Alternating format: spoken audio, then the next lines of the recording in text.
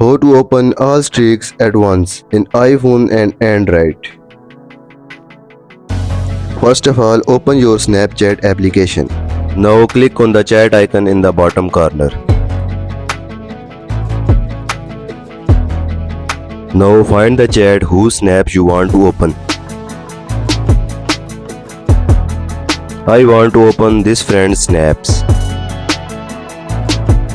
You can see this friend has sent me so many snaps that it will take me a long time to open. So I open them at once. Long press on your friend's inbox. Tap on more. Tap on clear conversation. Tap on clear. In this way all streaks will open automatically.